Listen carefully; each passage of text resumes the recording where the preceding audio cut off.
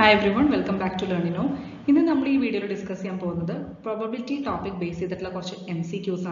So let us start. First question, find the probability that a leap year has 52 Sundays. Options are 3 by 5, 1 by 3, 5 by 7, 1 by 2. Correct answer option C, 5 by 7. അതായത് ഒരു leap ഇയറിൽ total number of days എത്രയായിരിക്കും? Ordinary ഇയറിൽ 365 ആണ്. So 365 plus 1 അതാണ് 366.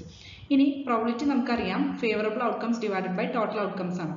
അപ്പോൾ number of weeks in a leap year കണ്ടുപിടിക്കാൻ എന്ത് ചെയ്യണം? നമ്പർ ഓഫ് ഡേയ്സ് അതായത് 366 divided by number of days in a week അതായത് 7 ചെയ്തു കഴിഞ്ഞാൽ നമുക്ക് കിട്ടുന്ന ആൻസർ കോഷ്യന്റ് എന്ന് പറയുന്നത് നമ്പർ ഓഫ് വീക്സ് ആണ്, അതായത് 52 വീക്സ്.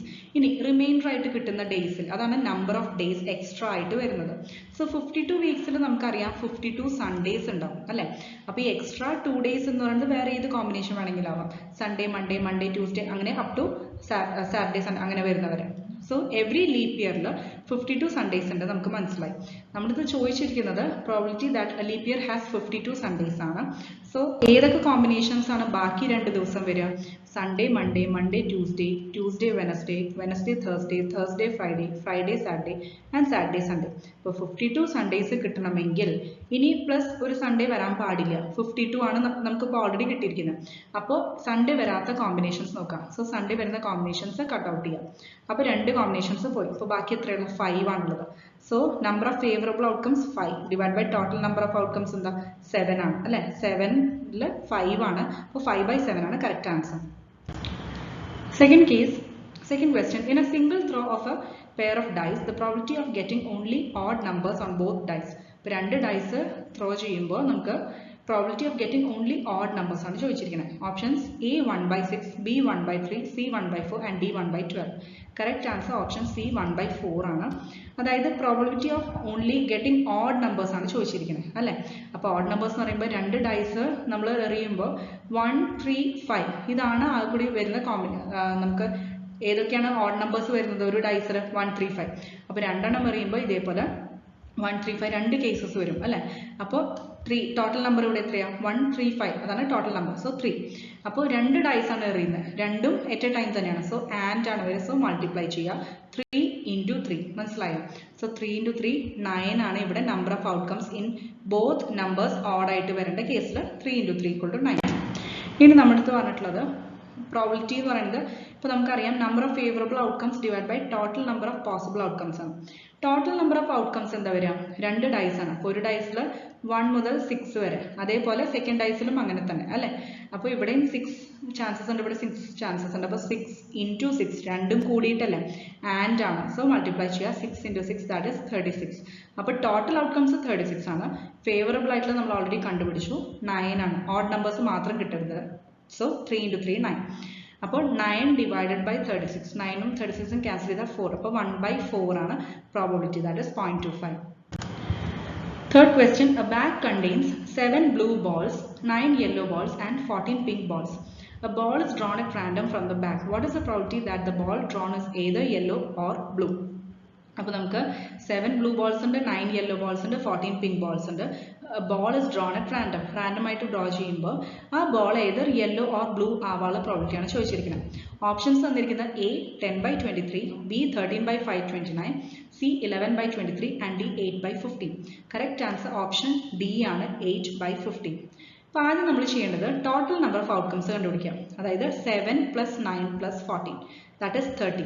ഇനി ഫേവറബിൾ ഔട്ട്കംസ് എങ്ങനെയാണ് കണ്ടുപിടിക്കാം? ഫേവറബിൾ ഔട്ട്കംസ് എന്ന് പറയുമ്പോൾ യെല്ലോ ഓർ ബ്ലൂ ആവാനുള്ള ചാൻസസ് ആണ്. അപ്പോൾ യെല്ലോ എന്ന് പറഞ്ഞു കഴിഞ്ഞാൽ 9 ആൻഡ് ബ്ലൂ എന്ന് പറയുന്നത് 7. സോ യെല്ലോ ഓർ ബ്ലൂ ആണ് ചോദിച്ചിരിക്കുന്നത്. അപ്പോൾ ഓർ എന്നായതുകൊണ്ട് പ്ലസ് ചെയ്ത്. സോ 7 plus 9 16 ആണ് ഫേവറബിൾ ഔട്ട്കംസ്. അപ്പോൾ P of E എന്താ? 16 divided by total 30 that is 8 by 15. Fourth question, an unbiased dice is thrown. What is the probability of getting a multiple of 3? Options A 1 by 3, B 1 by 4, C 2 by 3 and D 1 by 2. Correct answer option A 1 by 3 ആണ്. നമുക്ക് ഒരു dyes throw ചെയ്യുമ്പോൾ getting A multiple of 3 ആണ് ചോദിച്ചിരിക്കുന്നത്. So multiple of 3 എന്ന് പറയുമ്പോൾ ഏതൊക്കെയുള്ളത്? 3ഉം 6ഉം അല്ലേ. 3 into 1 3, 3 into 2 6ഉം. ഇത്രയാണ് ഡൈസിൽ നമുക്ക് 3യുടെ മൾട്ടിപ്പിൾസ് വരാവുന്ന 2 കേസ്. സോ ഇവിടെ ഒരു ഡൈസിന്റെ കേസാണ് പറഞ്ഞിട്ടുള്ളത്. അപ്പോൾ നമുക്കറിയാം ടോട്ടൽ എത്ര വരിക, അതായത് ഫേവറബിൾ നമ്പർ ഓഫ് ഔട്ട്കംസ് ഉണ്ട്. അപ്പോൾ ഇതിൽ നിന്ന് 2 ആണ് അല്ലേ, കാരണം ഒന്നെങ്കിൽ 3 അല്ലെങ്കിൽ 6. അപ്പോൾ 1 + 1 that is 2. 2 ആണ് number of favourable outcomes divided by total എത്ര വരിക, ഒരു ഡൈസിന്റെ കേസിലല്ലേ. അപ്പോൾ 1 മുതൽ 6 വരെ വരാൻ എത്ര ചാൻസസ് ആണ്, 6 ആണുള്ളത്. സോ 2 ഡിവൈഡഡ് ബൈ 6, 6 ആണ് ടോട്ടൽ. 2/6 = 1/3 ആണ് answer. Fifth one, in a lottery there are 10 prizes and 15 blanks in tickets. A ticket is drawn at random. What is the probability of getting a prize? അപ്പോൾ നമുക്ക് 10 prizes ഉണ്ട്, 15 blanks ആണുള്ളത്. Price കിട്ടാനുള്ള probability ആണ് ചോദിച്ചിരിക്കുന്നത്. Options A 1/3, B 1/5, C 1/4 and D 2/5. Correct answer option D 2/5 ആണ്. അപ്പോൾ ആദ്യം തന്നെ നമ്മൾ ശ്രദ്ധിക്കേണ്ടത് നമ്പർ ഓഫ് ഫേവറബിൾ ഔട്ട്കംസ് കണ്ടുപിടിക്കാം. ഫേവറബിൾ എന്ന് പറയുമ്പോൾ നമുക്ക് പ്രൈസ് കിട്ടണം, അതാണ് ഫേവറബിൾ. സോ അത് 10 അല്ലേ, അപ്പോൾ 10 ആണ് ന്യൂമറേറ്ററിൽ വരിക 10. ഇവിടെ ജസ്റ്റ് ഒരു കറക്ഷൻ ഉണ്ട്, divide by total number of outcomes എന്നേ ഉള്ളൂ, ഫേവറബിൾ ഇല്ല. ഇനി താഴെ ടോട്ടൽ നമ്പർ ഓഫ് ഔട്ട്കംസ് എങ്ങനെ വരിക, 10 + 15, 10 പ്രൈസസും 15 ബ്ലാങ്ക്സ് അല്ല. അപ്പോൾ സോ 10 + 15 that is 25 ആണ് ടോട്ടൽ നമ്പർ ഓഫ് ഔട്ട്കംസ് വരും. അപ്പോൾ നമുക്ക് സിമ്പിൾ ആയിട്ട് കിട്ടി, അതായത് ഫേവറബിൾ ഔട്ട്കംസ് 10 ആണ്, പ്രൈസ് കിട്ടാതെ, ഡിവൈഡ് ബൈ ടോട്ടൽ 25 ആണ്. അപ്പോൾ 10/25 2/5 ആണ് answer. Sixth one, a person A tells the truth 30% of the times and B tells the truth 40% of the times independently. What is the minimum probability that they would contradict each other? ഈ contradiction പറഞ്ഞു കഴിഞ്ഞാൽ എന്താ, A പറയുന്നതിന്റെ നേരെ opposite B പറയണം അല്ലെ. A truth പറഞ്ഞാൽ B ലൈ പറയണം, അല്ലെങ്കിൽ A ലൈ പറഞ്ഞാൽ B ട്രൂത്ത് പറയണം. അങ്ങനെയാണ് രണ്ട് കേസസ് വരും. So minimum probability that they would contradict each other ആണ് ചോദിച്ചിരിക്കുന്നത്. ഓപ്ഷൻസ് തന്നിരിക്കുന്നത് A 0.18, B 0.42, C 0.46 and D 0.50. Correct answer option C ആണ്, ദാറ്റ് ഇസ് 0.46. നമുക്ക് A എന്ന് പറയുന്നത് A tells the truth ആയിട്ട് എടുക്കാം.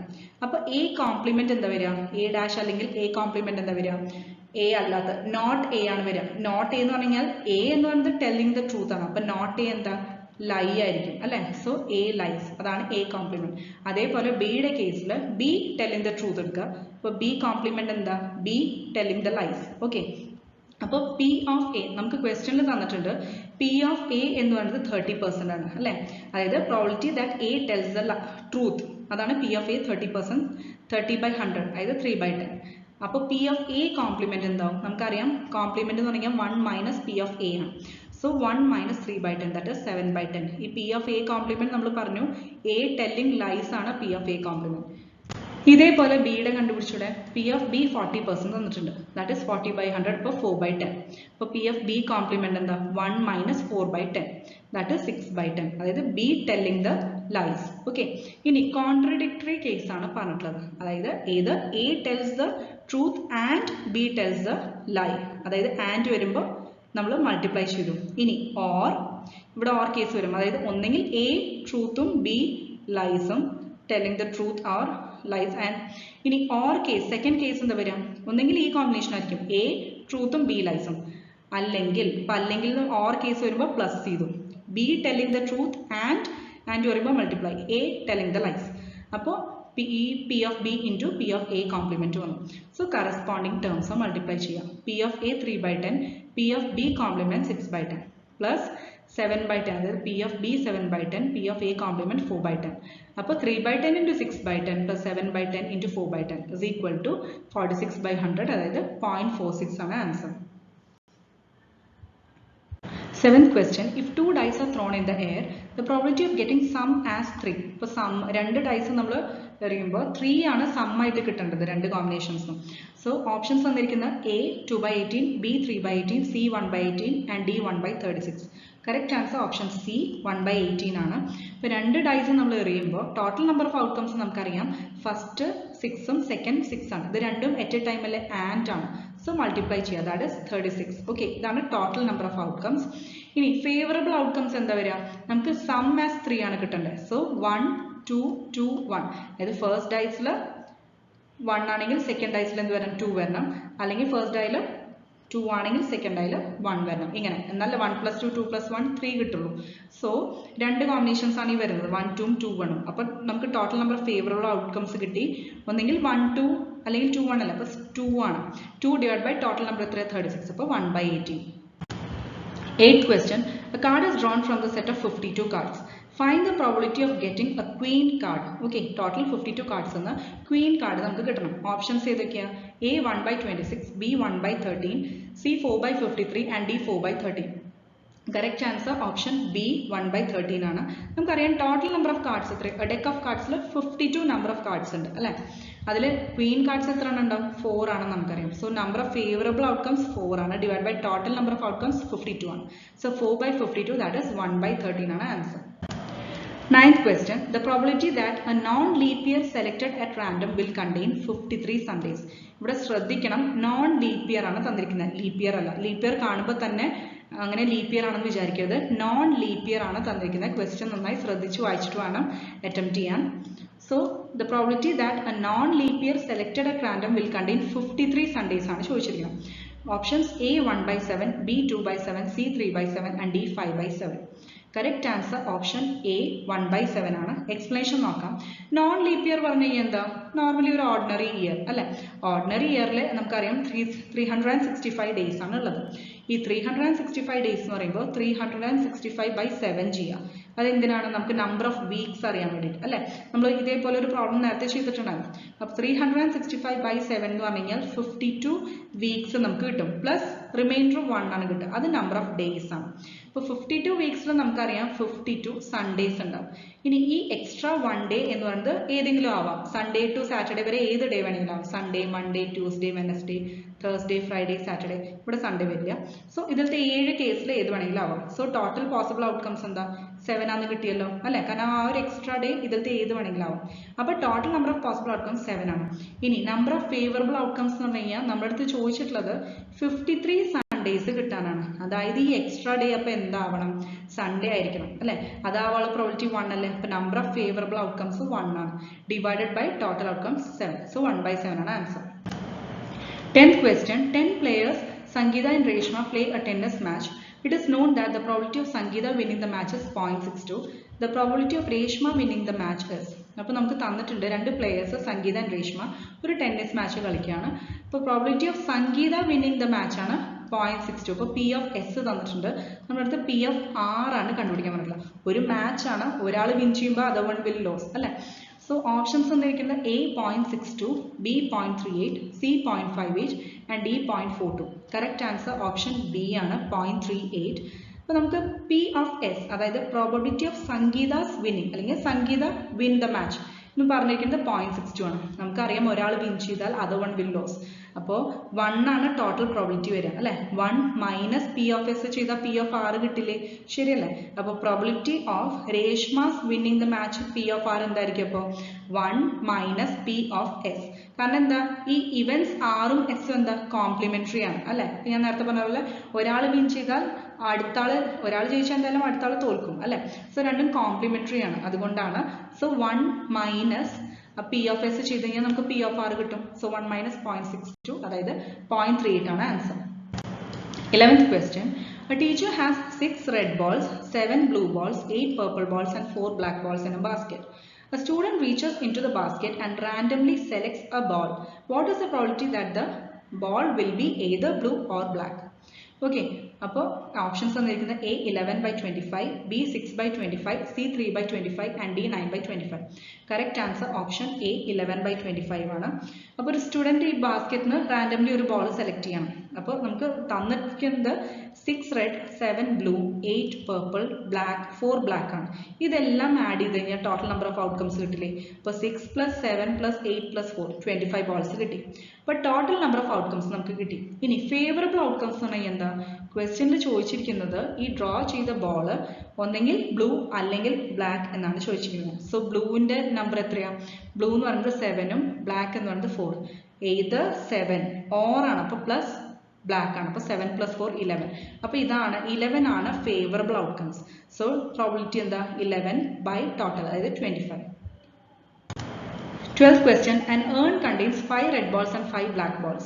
In the first draw, 1 ball is picked at random and discarded without noticing its color. The probability to get a red ball in the second draw. അപ്പോൾ നമ്മൾ 5 red ബോൾസും 5 black ബോൾസും ഉള്ളിടത്ത് നമ്മൾ 1 ball random ആയിട്ട് select ചെയ്യുക. പക്ഷെ അതിൻ്റെ colour ഏതാണെന്ന് ആദ്യം ഡിസ്കാർഡ് ചെയ്യാണ് ചെയ്യുന്നത്. കളർ ഏതാന്ന് നോട്ടീസ് ചെയ്യാതെ തന്നെ നമ്മൾ സെക്കൻഡ് ഡ്രോ ചെയ്യാണ്. ഓക്കെ, ക്ലിയർ ആയോ? സോ ഫസ്റ്റ് വണ്ണിന്റെ കളർ നമുക്കറിയില്ല. ഇനി സെക്കൻഡ് വൺ എടുത്തത് റെഡ് ബോൾ ആവാനുള്ള പ്രോബിലിറ്റി ആണ് ചോദിച്ചിരിക്കുന്നത്. ഓപ്ഷൻസ് തന്നിരിക്കുന്നത് A 1/2, B 4/9, C 5/9 and D 6/9. Correct answer option A 1/2 ആണ്. അപ്പോൾ ഇവിടെ രണ്ട് കേസസ് നമ്മൾ കൺസിഡർ ചെയ്യണം. അതായത് ഫസ്റ്റ് ബോളിന്റെ കളർ നോട്ടീസ് ചെയ്തിട്ടില്ല. So first ball red ball ആണെങ്കിൽ എന്തായിരിക്കും സെക്കൻഡ് ഡ്രോയിൽ റെഡ് ബോൾ ആവാനുള്ള പ്രോബിലിറ്റി? അതാണ് ഫസ്റ്റ് കേസ്. അപ്പോൾ സെക്കൻഡ് കേസ് എന്താവും? ഫസ്റ്റ് ബോൾ ഇതേപോലെ ബ്ലാക്ക് ബോൾ ആണെങ്കിൽ ഇതേപോലെ സെക്കൻഡ് ഡ്രോയിൽ റെഡ് ബോൾ കിട്ടാനുള്ള പ്രോബബിലിറ്റി. അങ്ങനെയാണ് രണ്ട് കേസസ് നമ്മൾ കൺസിഡർ ചെയ്യേണ്ടത്. ഫസ്റ്റ് കേസിൽ ഫസ്റ്റ് ബോൾ റെഡ് ബോൾ ആയിട്ട് നമ്മൾ കൺസിഡർ ചെയ്യാം. ഇനി probability to get a red ball in the second draw, ഇതാണ് നമുക്ക് ക്വസ്റ്റ്യനിൽ ചോദിച്ചിരിക്കുന്നത്. അങ്ങനെയാകുമ്പോൾ നമുക്ക് രണ്ടും, അതായത് ഫസ്റ്റ് ഡ്രോയിൽ ആദ്യം കൺസിഡർ ചെയ്യുന്നത് എന്താ? 5/10. അതായത് ഫേവറബിൾ ഔട്ട്കംസ് എങ്ങനെ വരിക? നമ്മൾ ഫസ്റ്റ് ബോൾ റെഡ് ബോൾ ആണ് കേട്ടോ കൺസിഡർ ചെയ്യണം. അപ്പോൾ എത്ര റെഡ് ബോൾസ് ഉണ്ട്? 5 റെഡ് ബോൾസും 5 ബ്ലാക്ക് ബോൾസ് ആണുള്ളത്. സോ 5 റെഡ് ബോൾസ് ആണുള്ളത് അല്ലേ? ടോട്ടൽ എത്രയുള്ളത്? 5 + 5 10. അപ്പോൾ number of favourable outcomes 5 divided by total outcomes 10. അപ്പോൾ 5/10 ആണ് ഫസ്റ്റ് ഡ്രോയിൽ പ്രോബിലിറ്റി വരിക. ഇനി ഇൻറ്റു പറഞ്ഞാൽ ആൻഡ് അല്ലേ? സെക്കൻഡ് ഡ്രോ അല്ലേ? ഫസ്റ്റ് ഡ്രോ ചെയ്തു ആൻഡ് സെക്കൻഡ് ഡ്രോ. അപ്പോൾ സെക്കൻഡ് ഡ്രോയിലെ പ്രോബിലിറ്റി നമ്മൾ എങ്ങനെ കണ്ടുപിടിക്കുക? സെക്കൻഡ് ഡ്രോയിൽ റെഡ് ബോൾ ആണ് നമുക്ക് വേണ്ടത്. അപ്പോൾ റെഡ് ബോൾ ആവണമെങ്കിൽ ഈ 5ൽ നിന്ന് നമ്മൾ ശ്രദ്ധിക്കേണ്ടത് 5ൽ നിന്ന് ഇപ്പോൾ ഒരെണ്ണം കുറഞ്ഞു. കാരണം എന്താ? 5ൽ നിന്ന് ഒരു ബോൾ നമ്മൾ റെഡ് ഫസ്റ്റിൽ എടുത്തു അല്ലേ? 1 ബോൾ നമ്മൾ കുറയ്ക്കണം. അപ്പോൾ ക്ലിയർ ആയല്ലോ? അപ്പോൾ 5 - 1 4 ആണ് ഇപ്പോൾ റെഡ് ബോൾസ് ഉള്ളത്. കാരണം ഫസ്റ്റ് കേസിൽ നമ്മൾ കൺസിഡർ ചെയ്യേണ്ടത് ഫസ്റ്റ് ബോൾ റെഡ് ബോൾ ആണ്. അപ്പോൾ ആദ്യത്തെ ഡ്രോയിൽ ഒരു റെഡ് ബോൾ എടുത്തു. അപ്പോൾ 5 - 1 എത്ര? 4. ഇനി 4 റെഡ് ബോൾസ് ഉള്ളൂ. ഇനി ഇതിൽ നിന്ന് നമ്മൾ എന്താ സെലക്ട് ചെയ്യാൻ പോകുന്നത്? സെക്കൻഡ് ഡ്രോയിൽ റെഡ് ബോൾ സെലക്ട് ചെയ്യണം. അപ്പോൾ ഇനി 4 അല്ലേ ഫേവറബിൾ ഔട്ട്കംസ് ഉള്ളൂ? 4 ഡിവൈഡ് ബൈ ഇനി ടോട്ടൽ നമ്പറും മാറ്റം വരില്ലേ? കാരണം ഫസ്റ്റ് ഡ്രോയിൽ ഒരു ബോൾ പോയി. അപ്പോൾ ടോട്ടൽ 10 - 1, അതായത് 9 ആണ് ടോട്ടൽ നമ്പർ ഓഫ് ഔട്ട്കംസ് വരും. അപ്പോൾ 4/9 കൊണ്ട് മൾട്ടിപ്ലൈ ചെയ്യുക. സോ 2/9 കിട്ടും. ഇനി സെക്കൻഡ് കേസ് എന്താ വരിക? ഫസ്റ്റ് ബോൾ ബ്ലാക്ക് ബോൾ ആവുന്ന കേസിൽ. ഇപ്പോൾ ബ്ലാക്ക് ബോൾ ആകുമ്പോൾ എഗെയിൻ നമ്മൾ റെഡും ബ്ലാക്കും 5 അല്ല എടുത്തിരുന്നത്. ടോട്ടൽ 10 ആണ്. സോ ബ്ലാക്ക് ബോൾ ആവാനുള്ള favourable outcomes 5 divide by total 10. 5/10. അപ്പോൾ അത് കിട്ടി. ആൻഡ് ആണ് സെക്കൻഡ് റോയിൽ റെഡ് ബോൾ ആവണം. സെക്കൻഡ് റോൾ എപ്പോഴും റെഡ് ബോൾ തന്നെയാണ്. അത് കാരണം ക്വസ്റ്റ്യനിൽ അത് തന്നെയാണ് തന്നിരിക്കുന്നത്. ഇനി സെക്കൻഡ് ബോൾ റെഡ് ബോൾ ആവണമെങ്കിൽ നമുക്ക് എത്ര കേസസ് ഉണ്ട്? എത്ര ഫേവറബിൾ ഔട്ട്കം വരും? 5 തന്നെ വരും. കാരണം നമ്മളിപ്പോൾ ഫസ്റ്റ് ഡ്രോയിൽ ബ്ലാക്ക് ബോൾ എടുത്തിട്ടുള്ളൂ, റെഡ് ബോൾ എടുത്തിട്ടില്ല. അപ്പോൾ 5 തന്നെ വരും. 5 ആണ് ഫേവറബിൾ ഔട്ട്കംസ് വരിക. ഡിവൈഡഡ് ബൈ 10 ആണ് വരിക. ഇനി കാരണം ഒരു ബോൾ എടുത്തു കഴിഞ്ഞു. സോ 10 - 1 9. ക്ലിയർ ആയി? അപ്പോൾ 5/18 ആണ് ആൻസർ. ഇനി ഫൈനലി റിക്വയർഡ് പ്രോബബിലിറ്റി എന്താ? ഈ രണ്ട് പ്രോബബിലിറ്റീസും ആഡ് ചെയ്ത് എഴുതണം. ദാറ്റ് ഈസ് 2/9 + 5/18 1/2 ആണ് answer. 13th question. A student takes an 18-question multiple choice exam with 4 choices per question. Suppose one of the choices is obviously incorrect and the student makes an educated guess of the remaining choices, then the expected number of correct answers is. ഇപ്പോൾ total number of questions 18 തന്നിട്ടുണ്ട്. ഓരോന്നിനും 4 choices ഉണ്ട്. പക്ഷെ ആ 4 ചോയ്സസിൽ ഒരെണ്ണം incorrect ആണ്. അപ്പോൾ ബാക്കി 3 ചോയ്സസ് മാത്രമേ കറക്റ്റ്, അതിലത്തെ ഏതെങ്കിലും ഒന്ന് മാത്രമേ കറക്റ്റ് ആയിട്ടുള്ളൂ. അപ്പോൾ ആ 3 ചോയ്സസിൽ നിന്നാണ് കറക്റ്റ് ആൻസർ ചൂസ് ചെയ്യേണ്ടത്. ഓപ്ഷൻസ് തന്നിരിക്കുന്നത് A 9, B 10, C 8 and D 6. Correct answer option D ആണ്, 6 ആണ്. എങ്ങനെ വരണേ നോക്കാം. നമുക്കിപ്പോൾ തന്നിരിക്കണേൽ ടോട്ടൽ നമ്പർ ഓഫ് ക്വസ്റ്റ്യൻസ് 18 ആണെന്ന് തന്നിട്ടുണ്ടല്ലോ. അതിൽ ഓരോന്നിലും എത്ര ചോയ്സസ് ഉണ്ട്? 4 ആണ്. ഈ തന്നിരിക്കുന്ന 4 ഓപ്ഷൻസിൽ ഒരു ഓപ്ഷൻ ഇൻകറക്റ്റ് ആണ് തന്നിട്ടുണ്ട്. അതിന്റെ മീനിങ് എന്താ? 3 ചോയ്സസ് മാത്രമേ കറക്റ്റ് ആൻസർ ഗസ് ചെയ്യാനുള്ള ചാൻസസ് ഉള്ളൂ. സോ ടോട്ടൽ 18 ക്വസ്റ്റ്യൻസ് നമ്മളപ്പോൾ എന്തായിട്ട് കൺസിഡർ ചെയ്യണം? ഇൻഡിപെൻഡന്റ് ഇവന്റ്സ് ആയിട്ട് കൺസിഡർ ചെയ്യണം അല്ലെ? എല്ലാം 18 ക്വസ്റ്റ്യൻസും ഇൻഡിപെൻഡന്റ് ഇവന്റ്സ് ആണ്. സോ ഒരെണ്ണം, അതായത് ഈ ഒരു ക്വസ്റ്റ്യന്റെ കേസ് എടുക്കുമ്പോൾ probability of choosing 1 correct answer from 3 choices എന്താ? 1/3 ആണ്. കാരണം ഒരു ക്വസ്റ്റ്യനിൽ 4 ചോയ്സസ് ഉണ്ട്. ആ 4ൽ ഒരെണ്ണം ഇൻകറക്റ്റ് ആണ്. സോ 4 - 1 എത്രയാണ്? 3 ആണ് അല്ലെ? ഈ 3 ചോയ്സസിന് ഗസ് ചെയ്യണം. സോ 3 ചോയ്സസിന് ഒരു കറക്റ്റ് ആൻസർ ഗസ് ചെയ്യാൻ 1/3 ആണ് പ്രോബബിലിറ്റി വരിക. ഇതുപോലെ 18 ക്വസ്റ്റ്യൻസ് ഉണ്ട്. അപ്പോൾ 18 × 1/3 ചെയ്യുക. ദാറ്റ് ഈസ് 6 ആണ് expected number of correct answers. Expected number of correct answers. 14th question. Find P of E given F, where E no tail appears, F no head appears, and 2 coins are tossed in the air. Okay, P of E given F ആണ് പറഞ്ഞിരിക്കുന്നത്. അതായത് നമുക്ക് conditional probability ആണ് തന്നിരിക്കുന്നത്. E എന്ന് പറയുന്നത് no tail appears ആണ്. മനസ്സിലായി? അപ്പോൾ രണ്ട് ടോസിംഗിലും ടെയിൽ വരാൻ പാടില്ല. എഫ് എന്ന് പറയുന്നത് നോ ഹെഡ് അപ്പിയേഴ്സിലാണ്. ഇപ്പോൾ രണ്ട് കോയിൻസിന്റെ കേസിലും ഹെഡ് വരാൻ പാടില്ല. അങ്ങനെയാണെങ്കിൽ P of E given F എന്താണെന്ന് ചോദിച്ചിട്ടുള്ളത്. Option A 0, B 1/2, C 1, D none of this. Correct answer option A 0 ആണ്. എങ്ങനെയാ വരണം നോക്കാം. ഇ എന്ന് പറയുന്നത് നോ ടെയിൽ അപ്പിയേഴ്സ് ആണ്. അതിന്റെ മീനിങ് എന്താ? ഇപ്പോൾ അറ്റ് എ ടൈം തന്നെ രണ്ട് കോയിൻസ് ടോസ് ചെയ്യണം. അപ്പോൾ നോ ടെയിൽ എന്ന് പറയുമ്പോൾ രണ്ട് കേസിലും ഹെഡ് ആണ് വന്നത്. Clear?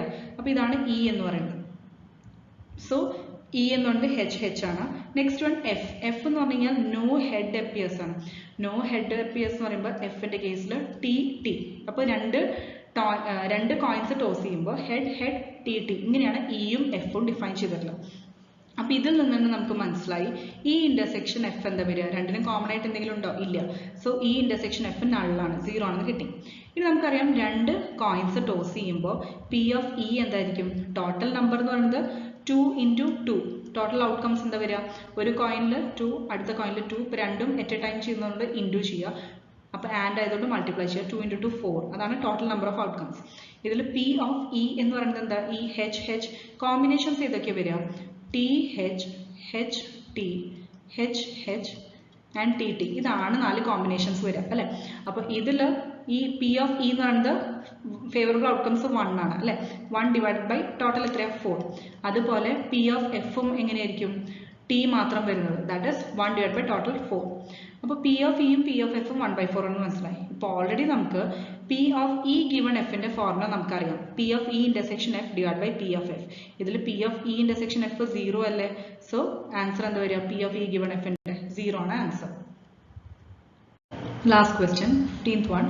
If A and B are two events such that P of A is equal to 0.3, P of B is equal to 0.5 and P of A given B is equal to 0.4, then find A union B. അപ്പോൾ നമ്മുടെ അടുത്ത് P of A തന്നിട്ടുണ്ട്, P of B തന്നിട്ടുണ്ട്, P of A given B തന്നിട്ടുണ്ട്.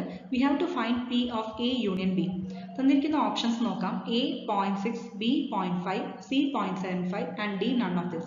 Correct answer option A 0.6 ആണ്. Explanation നോക്കൂ. As we know that P of A given B. P of A given B യുടെ formula എന്താ? P of A intersection B divided by P of B ആണ്. Second given ഏതാണ് വരുന്നത്? അതാണ് ഡിനോമിനേറ്ററിൽ വരിക. So P of A intersection B divided by P of B, where P of B must not be equal to 0, it should be greater than 0. അപ്പോൾ നമുക്ക് P of A given B തന്നിട്ടുണ്ടല്ലോ ക്വസ്റ്റ്യനിൽ 0.4 ആണ്. അപ്പോൾ LHSൽ 0.4 സബ്സ്റ്റിറ്റ്യൂട്ട് ചെയ്യാം. 0.4 is equal to P of A intersection B നമുക്ക് അറിയില്ല, divided by P of B തന്നിട്ടുണ്ട് 0.5 ആണ്. കാരണം നമുക്ക് P of A union B യുടെ ഫോർമുലയിൽ P of A intersection B നമുക്ക് അറിയില്ല. അതുകൊണ്ടാണ് ഇത് സബ്സ്റ്റിറ്റ്യൂട്ട് ചെയ്ത് കണ്ടുപിടിക്കുന്നത്. So P of A intersection B ഈ ഒരു ഇക്വേഷനിൽ കിട്ടും, എക്സ്പ്രഷനിൽ കിട്ടും അല്ലെ? P of A intersection B എന്താ? 0.5 into 0.4 അല്ലെ? അപ്പോൾ നമുക്ക് ഇവിടെ കിട്ടി ദാറ്റ് ഇസ് 0.2. അപ്പോൾ P of A intersection B 0.2 കിട്ടി. ഇനി P of A union B യുടെ ഫോർമുല ഓൾറെഡി തിയറിയിൽ ഡിസ്കസ് ചെയ്തിട്ടുണ്ടായിരുന്നു. P of A plus P of B minus P of A intersection B ആണ് അല്ലെ? ഇപ്പോൾ നമ്മൾ P of A intersection B 0.2 എന്ന് കണ്ടുപിടിച്ചില്ലേ? അപ്പോൾ അത് സബ്സ്റ്റിറ്റ്യൂട്ട് ചെയ്യുക. P of A യും P of B യും ഓൾറെഡി ക്വസ്റ്റ്യനിൽ തന്നിട്ടുണ്ട്. So P of A union B എന്താ? 0.3 plus 0.5 minus 0.2, അതായത് 0.6 ആണ് കറക്റ്റ് ആൻസർ. Thank you.